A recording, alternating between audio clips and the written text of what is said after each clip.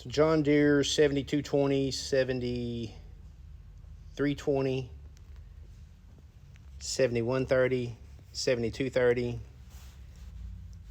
6140 if it's 10 boat. This is a 740 axle.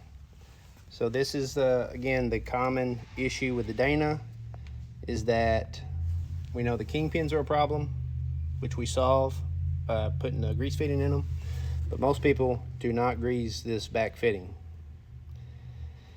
And we've got one sewed, and because the customer didn't grease it, and it's a loader tractor, so it broke out.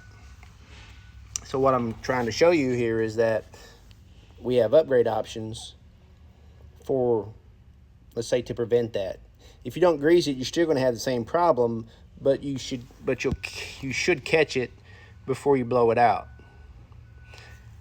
Which means, what I'm trying to say is that there may be boreable. Now that's it's not a heavier axle.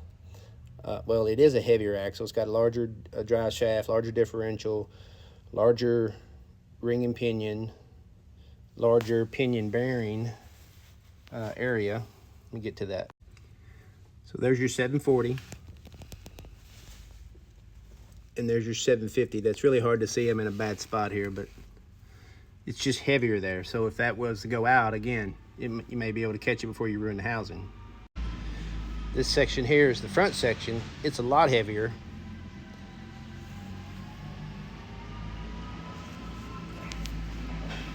So the final drives are actually the same.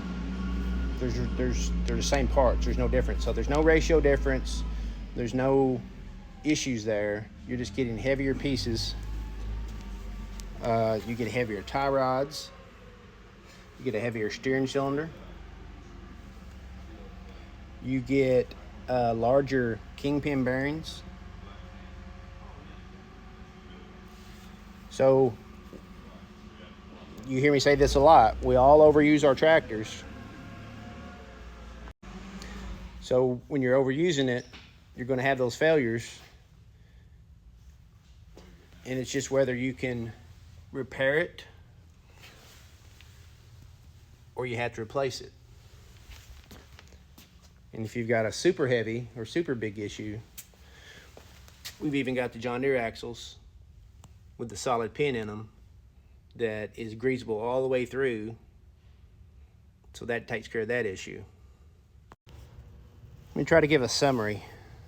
This is a mid-frame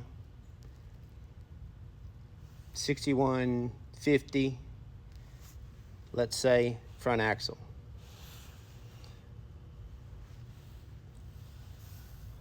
So the upgrade to it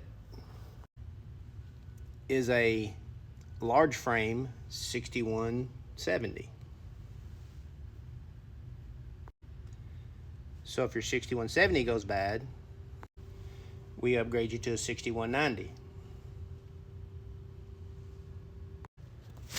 So every step along the way, there's some sort of upgrade. It can be heavier gears, maybe one more gear. Some of them have 4. We can have heavier kingpin bearings. We can have heavier splines. We can have heavier U-joints. You can have heavier pinion bearings, heavier pinion bearing housing, and heavier support pin areas. Same opportunity with the 6 Series. Based on your application, your ratio, what you're doing with the tractor, all those things would play a factor in what you want to replace it with.